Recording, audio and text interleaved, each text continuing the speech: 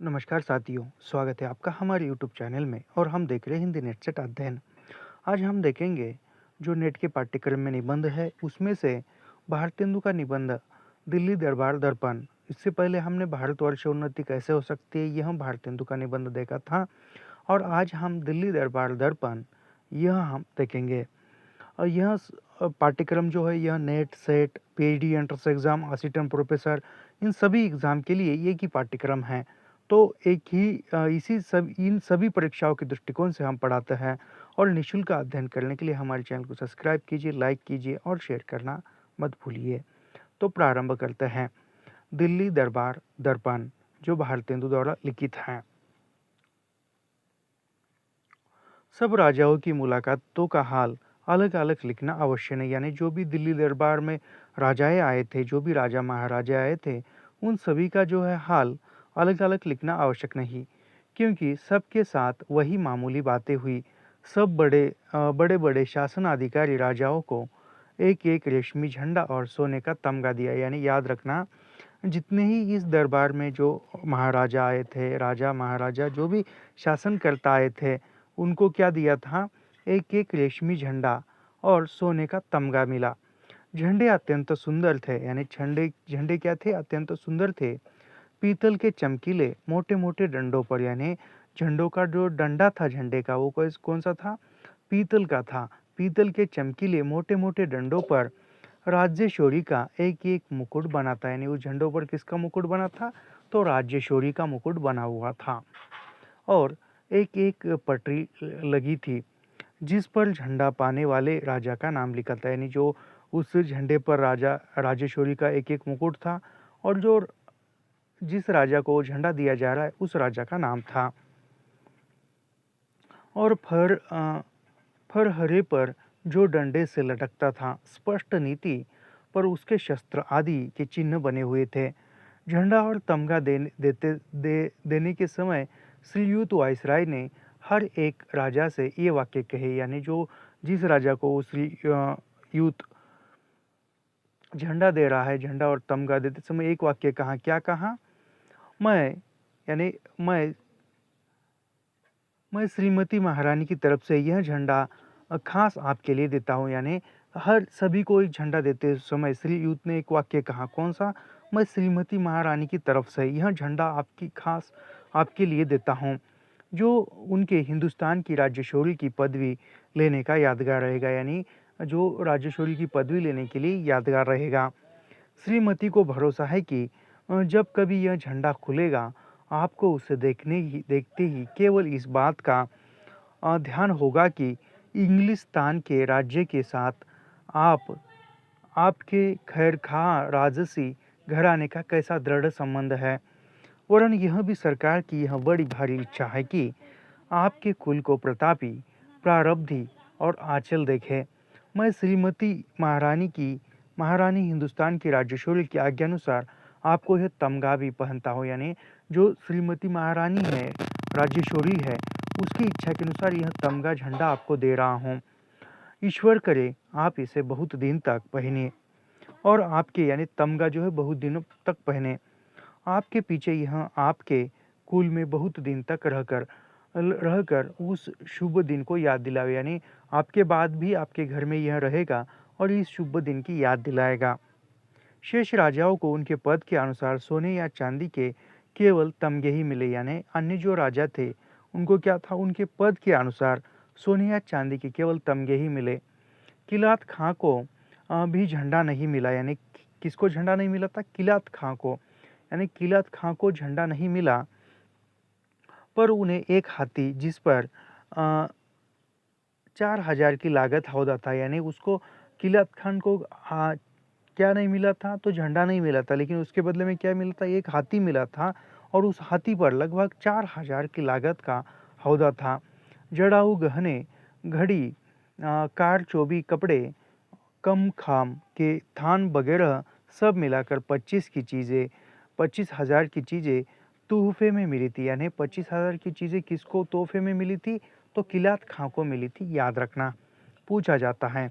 यह बात किसी दूसरे के लिए नहीं हुई थी। जिसके सिवाय जो सरदार उसके साथ आए थे उन्हें भी किश्तियों में लगाकर 10,000 रुपये की चीज़ें दी, यानी जो किलियत खां के साथ अन्य जो सरदार थे उनको 10,000 की चीज़ें दी गई थी। प्राय लोगों को इस बात इस बात के जानने का उत्साह होगा कि खां का रूप और वस्त्र कैसा था। निसंदेह जो कपड़ा खां पहनते थे वह उनके साथियों से बहुत अच्छा तो भी उनकी या किसी साथी की शोभा उन मुगलों से बढ़कर न थी। यानी जो सरदार थे वहाँ बाजार में मेवा लिए घूमा करते हैं। हाँ, कुछ फर्क था तो इतना था कि लंबी लंबी गाभीन दाढ़ी के कारण खां साहब का चेहरा बड़ा भयानक था। यानी कपड़े जो उसके अच्छे खास नहीं थे, यानी कपड़ों में कुछ आकर्षण नहीं था, लेकिन उनके पास क्या था, एक लंबी दाढ़ी थी और उसके दाढ़ी के कारण उनका चेहरा जो है भयानक दिख रहा था। इन्हें झंडा न मिलने के कारण यह समझना चाहिए कि यह बिल्कुल स्वतंत्र है। यानी झंडा न मिलने का कारण क्या है, जो किलियत खां जो है बिल्कुल स्वतंत्र है। इन्हें आने और जाने के समय श्रीयुत वायसराय गलीचे के किनारे तक पहुंचा गए थे। यानी जब वो किलियत खां आ रहा था तो उसको लाने के लिए गए, और जा रहा था तो उसको छोड़ने के लिए उस गलीचे के किनारे तक गए थे। पर बैठने के लिए इन्हें भी वायसराय के चबूतरे के नीचे वह कुर्सी मिली थी, जो और राजाओं को, यानी जो अन्य राजाओं को जो बैठने के लिए कुर्सी मिली थी वह किलियत खां को भी मिली थी। खां साहब के मिजाज में रूखापन बहुत है। एक प्रतिष्ठित बंगाली इनके डेरे पर मुलाकात के लिए गए थे। यानी इसके एक प्रतिष्ठित बंगाली व्यक्ति जो था वह किलियत खां के मुलाकात के लिए गया था। खां ने पूछा, क्यों आए हो? बाबू साहब ने कहा, यानी खां ने कहा बंगाली से कि क्यों आए हो? फिर किलियत खां क्या कहता है, आपकी मुलाकात को। इस पर खां बोली कि अच्छा, आप हमको देख चुके और हम आपको। यानी किलियत खां कहता है कि हमने आपको देखा और आपने हमको देखा, दोनों ने एक दूसरे को देखा, आप जाइए।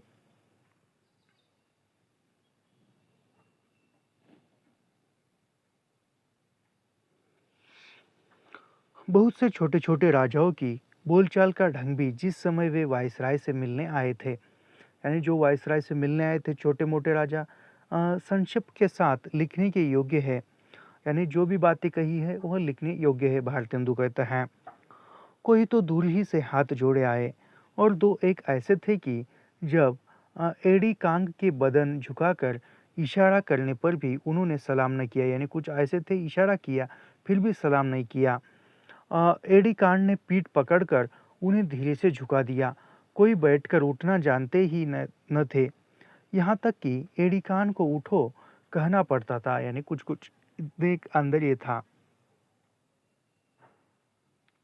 कोई झंडा, तमगा, सलामी और किताब पाने पर भी एक शब्द धन्यवाद का नहीं बोल सके। यानी कोई किसी को किताब मिला, झंडे मिले, तमगा मिला, फिर कोई धन्यवाद भी कहने के लिए नहीं कह रहे थे। कोई बेचारे इनमें से दो ही एक पदार्थ पाकर ऐसे प्रसन्न हुए कि श्रीयुत वायसराय अपनी जान और मोल निछावर करने को तैयार थे। यानी कुछ को है झंडा मिला, तमगा मिला, लेकिन फिर भी उसने धन्यवाद नहीं किया। लेकिन इन्हीं में से कुछ ऐसे लोग थे, कुछ एक दो चीज पाकर भी इतने खुश हुए कि श्रीयुत वायसराय के लिए अपनी जान भी देने के लिए तैयार थे। सबसे बढ़कर बुद्धिमान हमें एक महात्मा दिख पड़े। यानी सबसे बुद्धिमान जो है एक महात्मा जो है दिख पड़े थे, जिसने वायसराय ने कहा कि आपका नगर तो तीर्थ गिना जाता है। यानी वायसराय ने एक महात्मा को कहा, क्या कहा, आपका जो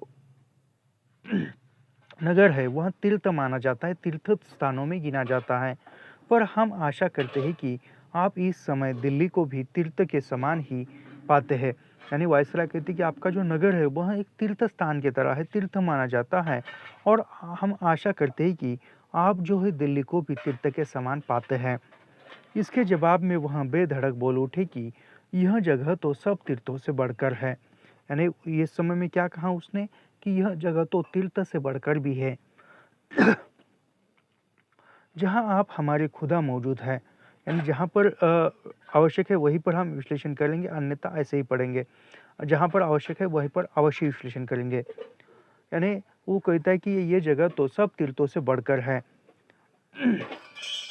नवाब लुहरों भी अंग्रेजी में बातचीत सुनकर ऐसे बहुत कम लोग होंगे जिन्हें हंसी ने, यानी जो क्या हुआ, जो नवाब लुहारू है, यानी नवाब लुहारू। अंग्रेजी में बातचीत सुनकर ऐसे कम लोग होंगे जिन्हें हंसी नहीं आई हो, यानी जो नवाब लुहारू की अंग्रेजी में बात करते थे और उनकी बातें अंग्रेजी में सुनकर अन्य लोगों को हंसी आई। नवाब नवाब साहिब बोलते तो बड़े बेधड़क धड़ाके से थे, पर उसी के साथ फायदे और मुहावरों के भी खूब हाथ पांव तोड़ते थे, यानी बोलते समय मुहावरों का भी उच्चारण करते थे, लेकिन कुछ हाथ पांव भी तोड़ते थे, गलत होता था।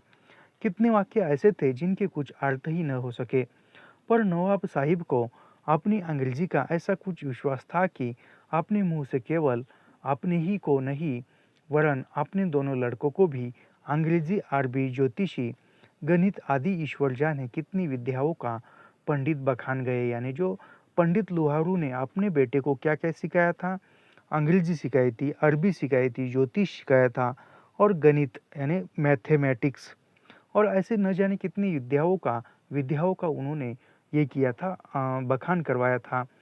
नवाब साहिब ने कहा, यानी नवाब साहिब क्या कहते हैं कि हमने और रईसों की तरह खेल कूद में नहीं गवाई वरन लड़कपन से ही विद्या उपार्जन में चित्त लगाए। यानी वो लुहारू क्या कहते हैं कि हमने जो है उम्र जो है, यानी उम्र हमने खेल कूद में नहीं गवाई है, लड़कपन से मतलब बचपन से ही हमने विद्या उपार्जन यानी जो ज्ञान प्राप्त करने में ही हमने हमारी उम्र जो है खर्च की है। पंडित और कवि हुए। इसके सिवाय नवाब साहिब ने बहुत से राजभक्ति के वाक्य कहे। वायसराय ने उत्तर दिया कि हम आपकी अंग्रेजी विद्या पर इतना मुबारक बात नहीं देते जितना अंग्रेजों के समान आपका चित्र होने के लिए।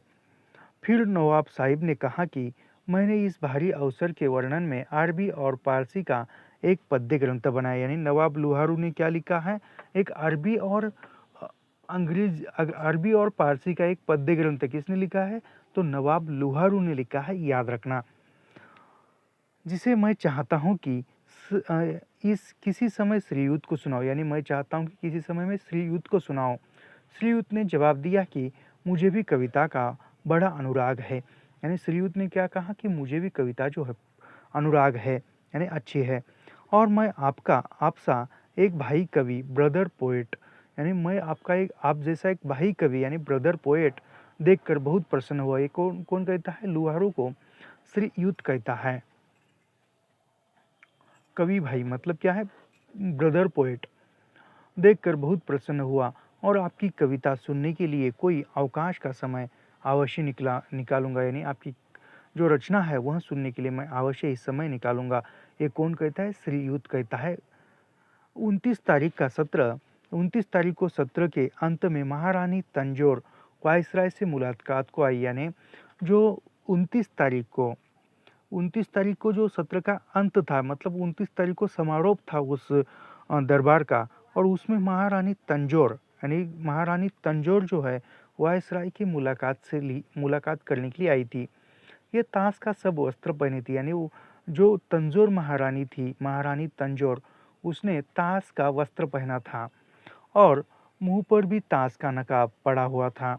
इसके सिवाय उनके हाथ पांव दस्ताने और मोजे से ऐसे ढके थे कि सबके जी में उन्हें देखने की इच्छा ही रह गई। यानी सभी जो शरीर था वह ढका हुआ था, तो सबके मन में एक इच्छा थी कि उसको देखो।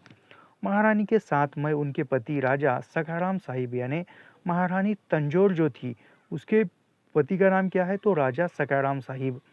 राजा सखाराम साहिब, महारानी तंजौर के पति का नाम क्या है, तो राजा सखाराम साहिब है, याद रखना। और 2 लड़कों के सिवाय उनकी अनुवादक मिसेज बर्थ, यानी महारानी जो तंजौर थी, महारानी तंजौर की अनुवादक का नाम क्या है, तो मिसेज फर्थ है, याद रखना। महारानी ने पहले आकर वायसराय से हाथ मिलाया, यानी पहले आकर महारानी क्या किया, वायसराय से हाथ मिलाया, यानी ये क्रम लगाने के लिए पूछा जा सकता है। महारानी तंजौर ने जो दरबार में आने के बाद क्या क्या क्रियाएं की उसका क्रम लगाइए। तो सबसे प्रथम क्या किया, तो पहले आकर वायसराय से हाथ मिलाया, अपनी कुर्सी पर बैठ गई। श्रीयुत वायसराय ने उसके दिल्ली आने पर अपनी प्रसन्नता प्रकट की और पूछा कि आपको कितनी भारी यात्रा में अधिक कष्ट तो नहीं हुआ। यानी याद रखना, सबसे प्रथम जो तंजौर है वो आई, आने के बाद वायसराय से हाथ मिलाया, फिर आकर कुर्सी पर बैठ गई और फिर श्रीयुत ने कहा उसको क्या प्रसन्नता प्रकट की कि आप आए, हम आपने हमें बुलाया और आपने यहाँ पर आए, इसलिए हम आपका धन्यवाद करते हैं, स्वागत किया। और फिर वह पूछने लगा कि यहाँ आते समय आपको यात्रा के समय कोई अधिक कष्ट तो नहीं हुआ, दुख तो नहीं होगा, तकलीफ तो नहीं हुई? महारानी अपनी भाषा की बोलचाल में बेगम भूपाल की तरह चतुर न थी, यानी महारानी तंजौर जो थी वह बेगम भूपाल यानी भोपाल की जो महारानी थी उसके लिए बेगम भूपाल की तरह चतुर नहीं थी। इसलिए ज़्यादा बातचीत मिसेज बर्थ से हुई, यानी ज़्यादा बातचीत किससे हुई? मिसेज बर्थ से हुई, जिन्हें श्रीयुत ने प्रसन्न होकर मन भावनी अनुवादक कहा, यानी खुश होकर श्रीयुत ने मन भावनी अनुवादक किसको कहा? तो मिसेस बर्थ से कहा, जो महारानी तंजौर की अनुवादक थी, ट्रांसलेटर थी।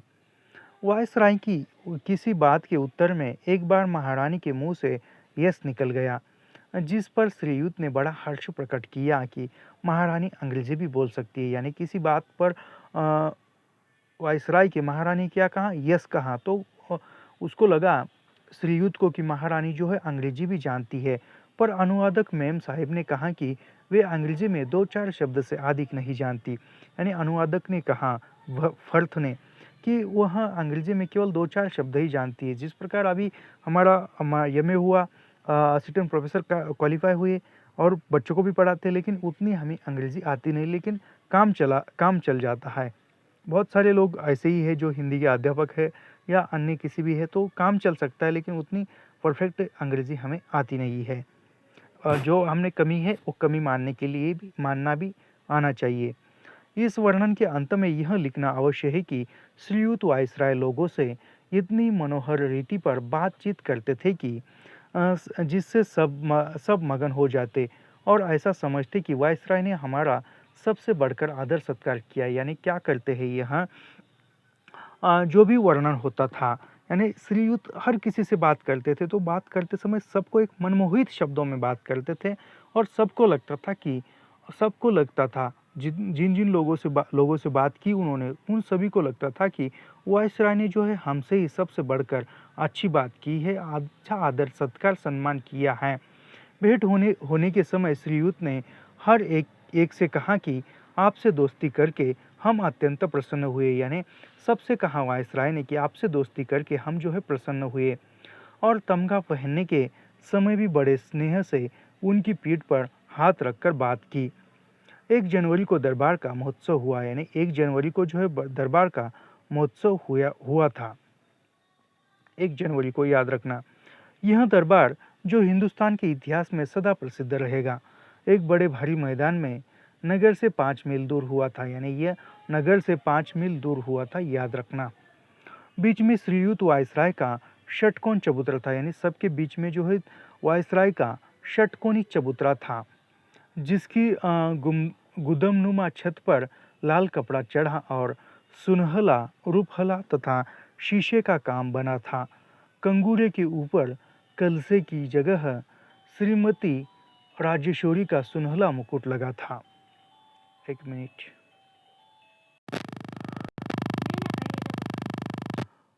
लाल कपड़ा चढ़ा हुआ था जो छत पर था, वहाँ सुनहला रूपहला तथा शीशे का काम बना था।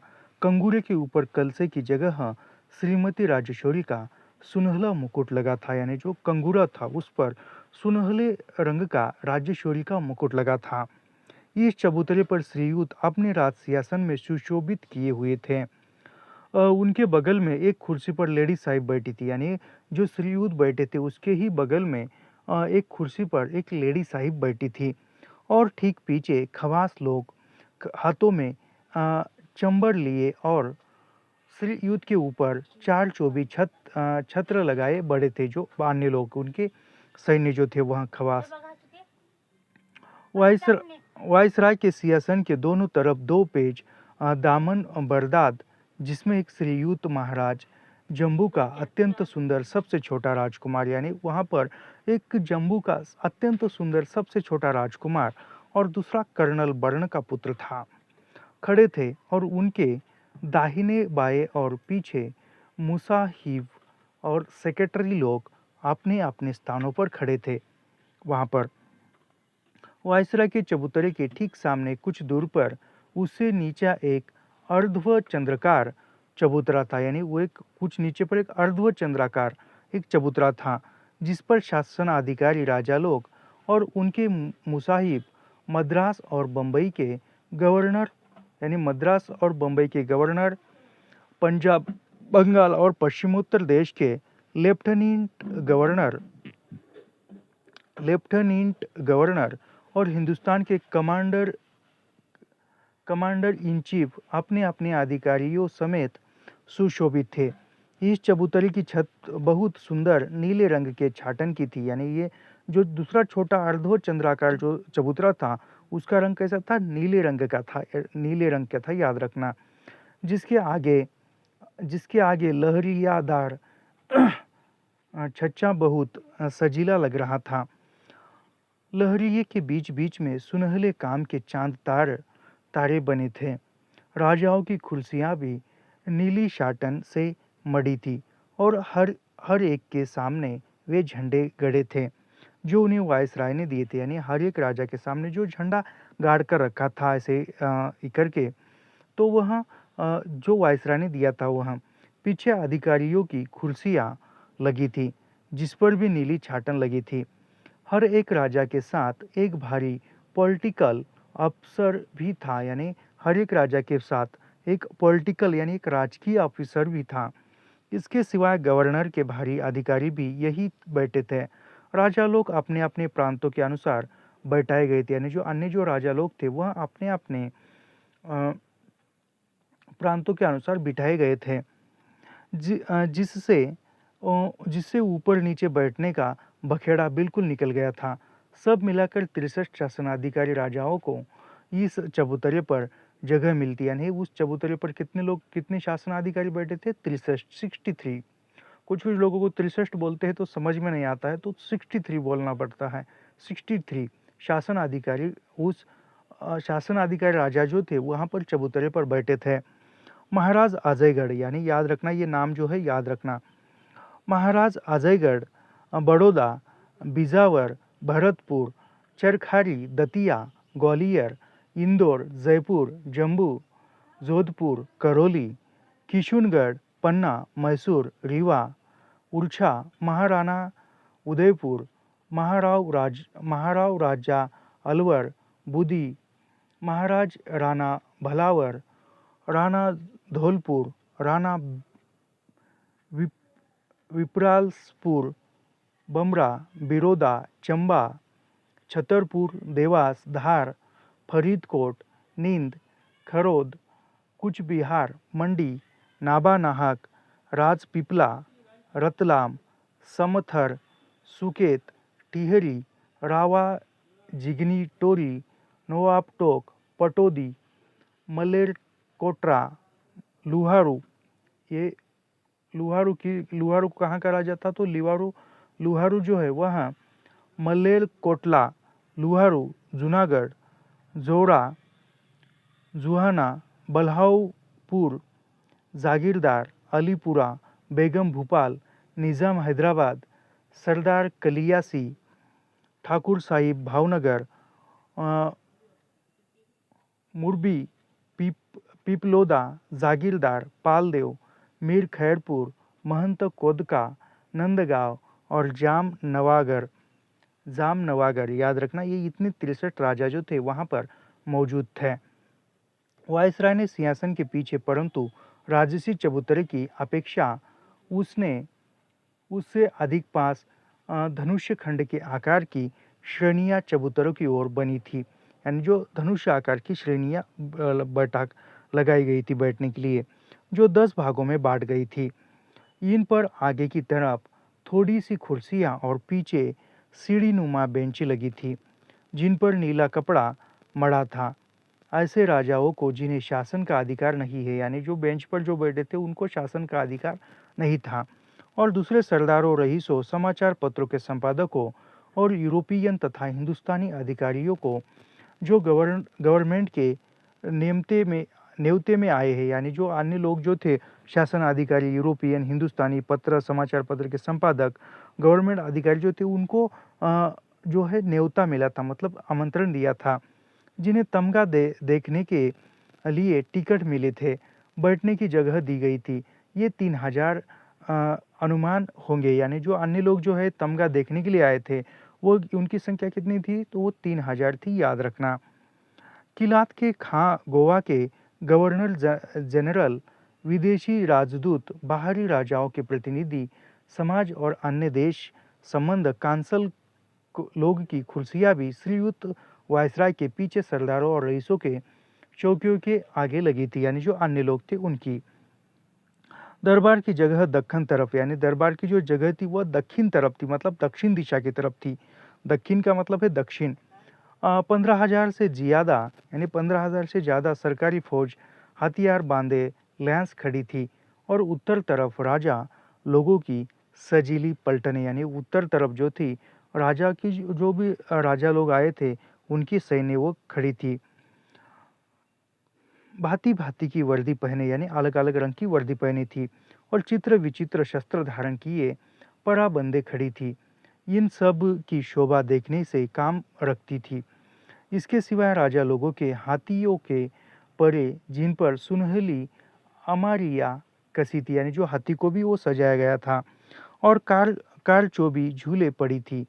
तोपों की कतारें, सलवारें, नंगी तलवारों और भालों की चमक, फरहरों का उड़ना, और 2 लाख के अनुमान तमाशा देखने वालों की भीड़, यानी जो अन्य जो लोग थे सिर्फ देखने के लिए, उनकी भीड़ कितनी थी, 2 लाख थी। जिन्हें देख जो जहां था वही हक्का बक्का हो खड़ा, यानी जिन्हें देख रहा था तो देखकर हक्का बक्का हो रहे थे। वायसराय के सिंहासन के दोनों तरफ हैंडलर लोगों का गार्ड आओ ऑनर और बाजे वाले थे, यानी दोनों तरफ जो गार्ड और ऑनर था और बाजे वाले थे। और शासन अधिकारी राजाओं के चबूतरे पर जाने के जो रास्ते बाहर की तरफ थे, उनके दोनों ओर भी गार्ड और ऑनर खड़े थे, यानी जो दोनों तरफ गार्ड और ऑनर जो है खड़े थे। 11:15 बजे तक सब दरबार लोग अपनी अपनी जगहों पर आ गए थे, यानी 11:15 बजे तक। 11:15 मतलब क्या है, 11:45 तक जो है सब लोग अपनी अपनी जगह पर आ गए थे। ठीक 12 बजे श्रीयुत वायसराय की सवारी पहुंची, यानी 12 बजे जो है वायसराय वहां पर आए थे, याद रखना। 11:15 बजे सब लोग आए थे, अपनी अपनी जगह पर बैठ गए थे, और ठीक 12 बजे वायसराय आए थे। श्रीयुत वायसराय आकर चबूतरे की श्रेणियों के पास एक एक से खेमे के दरवाजे पर ठहरी। सवारी पहुंचते ही बिल्कुल फौज ने शस्त्रों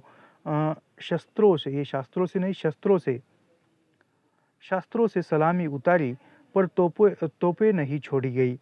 खेमे में श्रीयुत ने जाकर स्टार ऑफ इंडिया के परम प्रतिष्ठित पद ग्रांड मास्टर का वस्त्र धारण किया है। किसने, श्रीयुत ने। जहां से श्रीयुत राजसी छत्र के तले अपने राज सिंहासन की ओर बढ़े।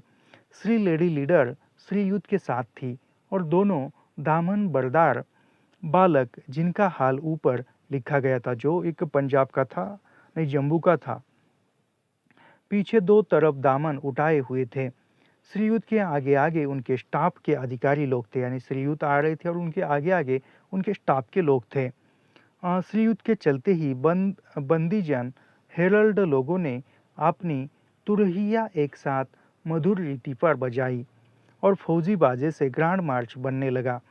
जब श्रीयुत राज सिंहासन वाले मनोहर चबूतरे पर चढ़ने लगे, तो ग्रांड मार्च का बाजा बंद हो गया, और नेशनल एंथम अर्थात गॉड सेव दी क्वीन, ईश्वर महारानी को चिरंजीवी रखे, यानी गॉड सेव द क्वीन, इसका अर्थ क्या है, ईश्वर महारानी को चिरंजीवी रखे, का बाजा सुशोभित हुए बाजे बंद हो गए, यानी फिर जो बाजों का जो आवाज था वो बंद हो गया, और सब राजा महाराजा जो वायसराय के आने के समय खड़े हो गए थे वह बैठ गए, यानी जो राजा महाराजा खड़े हो गए थे वह भी बैठ गए। इसके पीछे श्रीयुत ने मुख्य बंदी चीफ हेरल्ड को आज्ञा दी, यानी वायसराय ने जो मुख्य बंदी था, कौन, चीफ हेरल्ड को आज्ञा दी, श्रीमती महारानी के राज्यशोरी की पदवी लेने के विषय में अंग्रेजी में राज आज्ञा पत्र पढ़ो, यानी जो अंग्रेजी जो महारानी को पत्र दिया था राज आज्ञा पत्र पत्र वह पढ़ो। कौन पढ़ रहा है? वह चीफ हेरल्ड, यानी चीफ हेरल्ड जो है महारानी का आज्ञा पत्र पढ़ता है, याद रखना। यह आशा होते ही बंदीजनों ने दो पाती में राज सिंहासन के चबूतरे के नीचे खड़े थे तुरही बजाई, यानी जो आज्ञा पत्र पढ़ने की आज्ञा दी श्रीयुत ने, तो वह तुरही बजाने लगे। उसके बंद होने पर मुख्य बंदी ने नीचे की सीढ़ी पर खड़े होकर बड़े ऊंचे स्वर में राज आज्ञा पत्र पढ़ा, यानी वो तुरही बंद हुई और जो बंदी था उसने एक नीचे की सीढ़ी पर आकर बड़ी जोर की आवाज से राज आज्ञा पत्र पढ़ा। राज आज्ञा पत्र पढ़ा जिसका उल्टा ये, यानी जो राज आज्ञा पत्र पढ़ा उसका जो उल्था मतलब उसका जो अर्थ है या सारांश है वह निम्नलिखित है।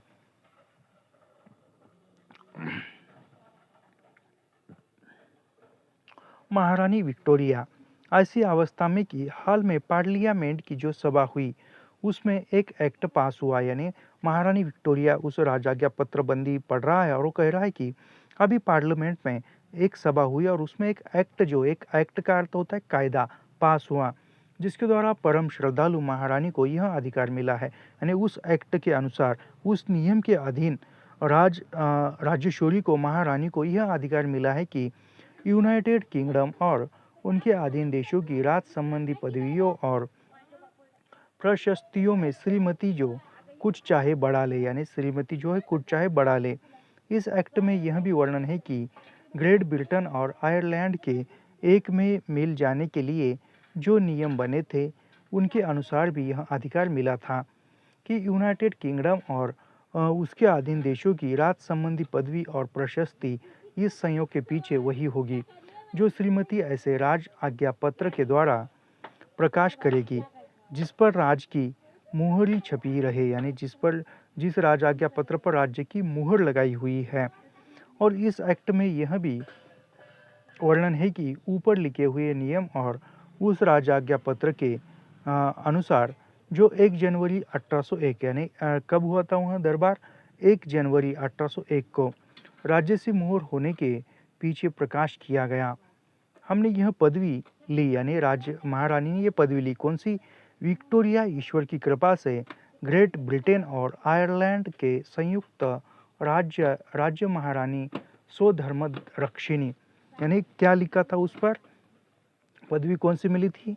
विक्टोरिया ईश्वर की कृपा से, यानी ईश्वर की कृपा से विक्टोरिया महारानी जो है विक्टोरिया ईश्वर की कृपा से ग्रेट ब्रिटेन और आयरलैंड के संयुक्त राज्य की महारानी स्वधर्म रक्षिणी, यानी जो राज्य की महारानी है और वो स्वरक्षणी है, यानी उस स्वधर्म रक्षिणी यानी वह उस राज्य की रक्षा करने वाली है।